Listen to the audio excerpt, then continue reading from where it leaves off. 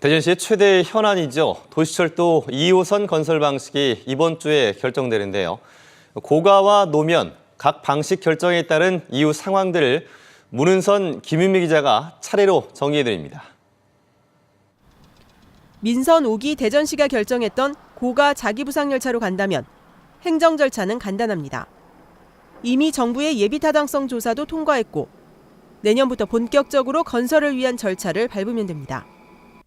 통상 기본 설계와 실시 설계에 3년 정도 걸리는 것을 감안하면 도시철도 2호선은 오는 2018년 착공해 2022년 공사가 끝나고 시운전을 거쳐 2023년 정식 개통합니다. 당장 내년 설계 발주를 위한 예산은 내년도 설계비로 편성돼 있는 국비 30억 원 등 70억 원이 확보돼 있습니다. 전체 사업비는 1조 3,600억 원. 이 가운데 60%가 국비, 나머지 40%는 대전시 부담입니다.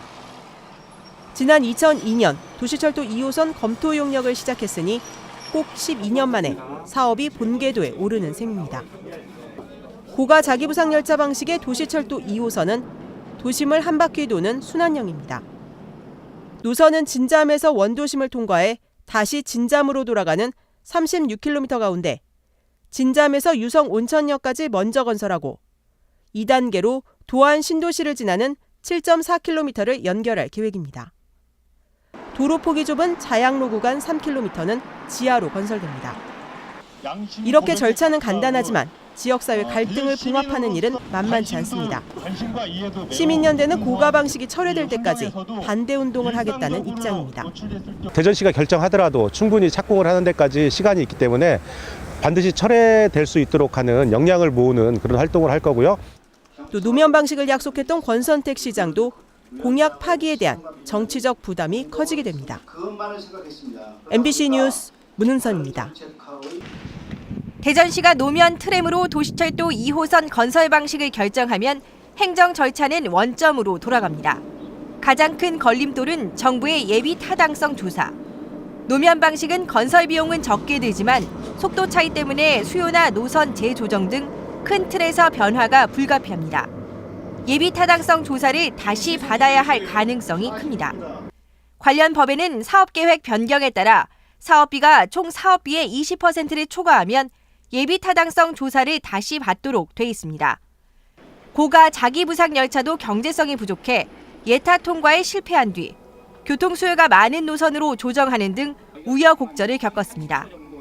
가까스로 경제성을 확보한다 해도 예타 통과를 위한 절차에만 4년이 넘는 시간이 소요돼 민선 6기 내 착공은 어렵습니다. 고가 방식을 전제로 확보했던 국비도 반납해야 할 가능성이 큽니다.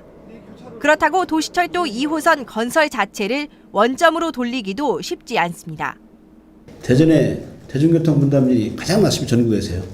27%입니다.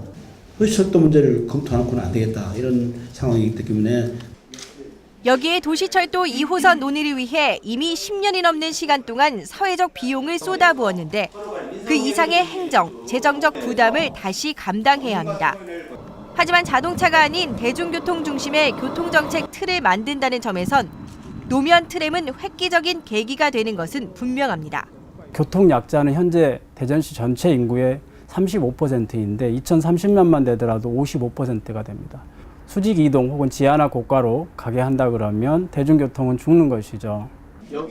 권선택 대전시장의 숙고가 12년간 지속된 도시철도 2호선 논란에 종지부를 찍을 수 있을지 주목됩니다. MBC 뉴스 김유미입니다.